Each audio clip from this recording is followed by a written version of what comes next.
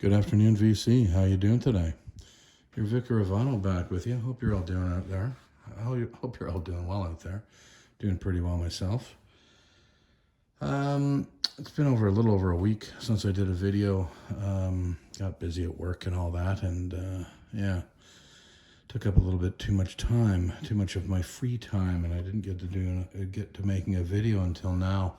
But I wanted to make a video for JT's record room and his push to 400 subs. He's got a contest going there, and I thought I'd jump in. I actually told him I would do it, so here I am doing it. And it's really, it's a pretty simple contest. He just wants us to show 5, he's saying favorite records, or what does that mean? Just 5 records that you've loved and forever will love. And I thought I would do that and take it into more of a, since I was a kid kind of a thing, 5 records that I've just always loved since, let's say, high school, and show 3 movies by, by directors that you love. I was thinking about that, and I was trying to figure out what movies of those directors I would show, and then I just decided to pick 3 films instead that I love. And one of them happens to be, one of the great directors of all time in modern history anyway. And so I thought I would just go down to 3 of my all-time great films that I love. Not my 3 top ever, but, same with these records. These are not my 5 favorite records of all time, but they are just 5 records that I've always loved by artists I've always loved as well. So, without further ado, haven't shown a lot of Zappa, if any Zappa so far, but I'm a big Frank Zappa fan. And this record from Zappa, 1970, October 1970. This is his 3rd studio release, I believe, Chunga's Revenge. Third solo release.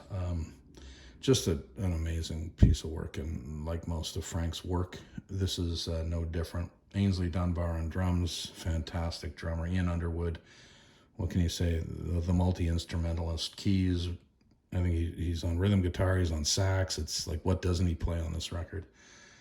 Jeff Simmons and Max Bennett on bass. They share bass duties.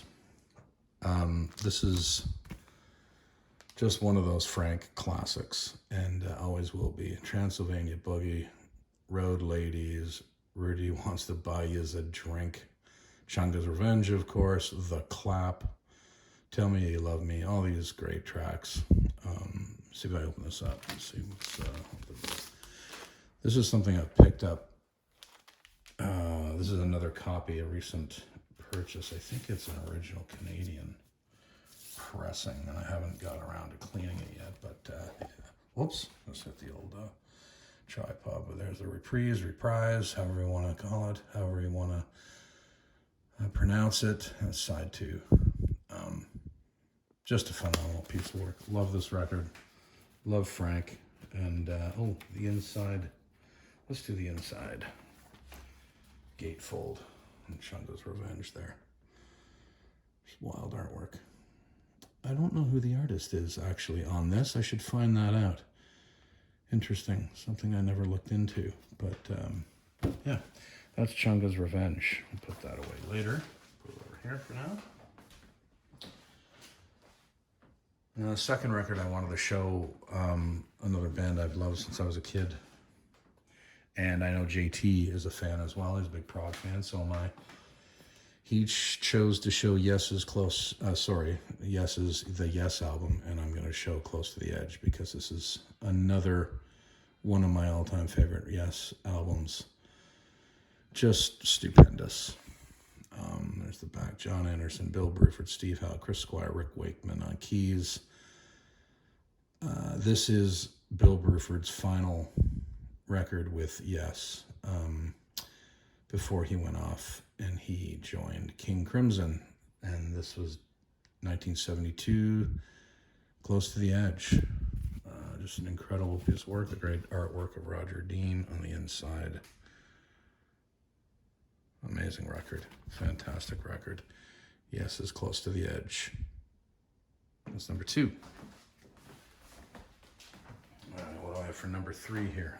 Yes, more Prague World, but this is kind of like the modern version of King Crimson.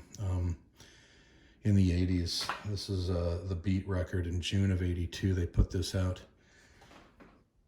And this is, you know, when kind of Robert Fripp put this new lineup together. Of course, he had Bill Bruford still on drums, and but he brought in Tony Levin on bass and the great Adrian Belew on guitar and vocals. It's kind of like, you know, new wave meets prog. You know, that was, I think, what they were going for, and they nailed it with these the three records they did: to Discipline, Beat, and Three of a Perfect Pair are 3 of my favorite King Crimson records. Might have been because I was of the perfect age to enjoy them. But yeah, there's my 3rd record. 4th record I want to show, Elvis Costello. This year's model. This is the 2nd record with The Attractions, released in March of 1978.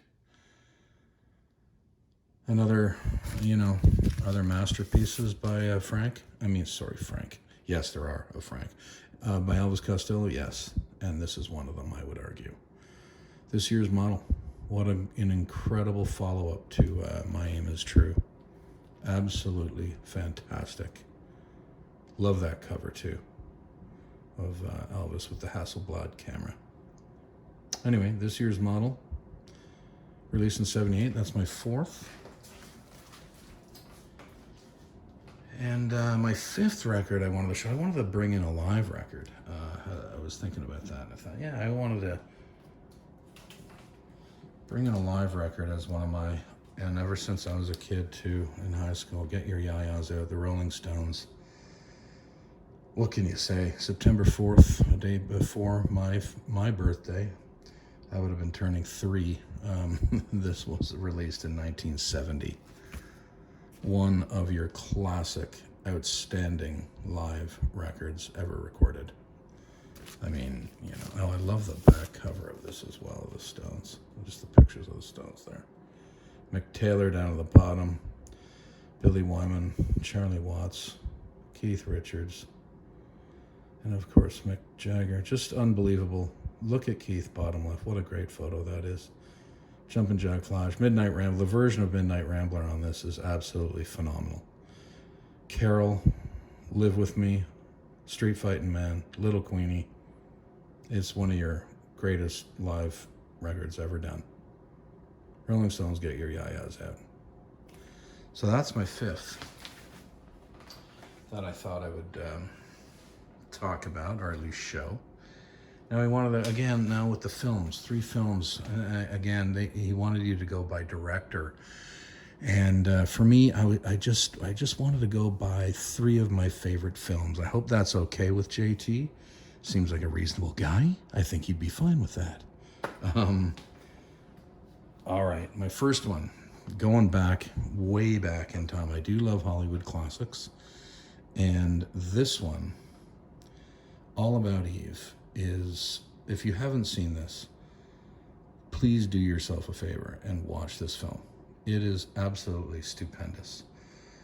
Now, the director was a guy by the name of Joseph L. Mankiewicz, and this did win Best Picture in 1950. Bette Davis, of course, as Margot Channing, and Anne Baxter as Eve Harrington, and it's about, you know, an aging Broadway star, theater actress, and that's Betty's character. And Anne Baxter, the young up-and-comer, you know, that'll do anything for the part, but she plays this, you know, seemingly helpless, starstruck, you know, fan almost of Margot Channing, but really she's scheming, and every time Margot lashes out at Eve, Eve seems even more innocent, but she's not innocent at all. You know, just a great classic film about acting. Yeah, what can you say?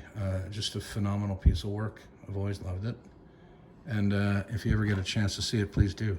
If you haven't, it's fantastic. All About Eve. 1950. All right, my next, one of my other favorite films of all time And it's during the period of, well, Taxi Driver. It's during the period of, I think the United States, or Hollywood's best time period of the mid 60s to the late 70s. And this was, of course, released in 1976 by the great director Martin Scorsese. Robert De Niro, Jodie Foster's in this, Harvey Keitel, Sybil Shepherd. It's about, the Vietnam vet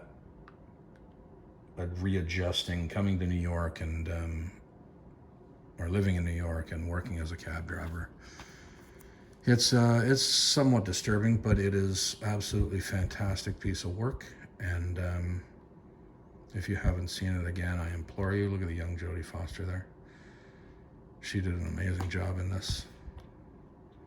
It's one of the best films of all time.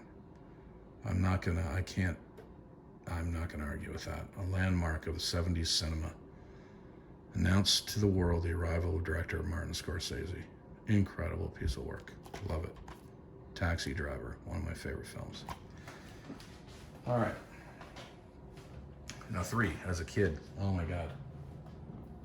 And I hope you love this too. The original Planet of the Apes. What can you possibly say? Directed by Franklin J. Schaeffer, or Schaffer.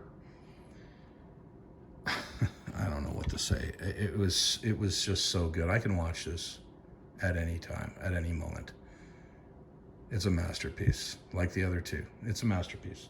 Charlton Heston, Roddy McDowall plays the ape, or not the ape, chimpanzee, I guess, Cornelius. Maurice Evans as the great Dr. Zaius. Kim Hunter as Zira. Now, Kim Hunter was a Golden Globe winner when she did this. She was already, she won for Streetcar Named Desire. She played Stella Kowalski in that film. And she plays Zira in Planet of the Apes. One of my all-time favorites. I hope it's one of yours. Again, if you haven't seen this, well, that's impossible. You've seen this. Anyway, that is my entry for JT's push to 400. JT's record and push to 400 subs. Hope you all have a fine day. Vicar of Vinyl is out of here.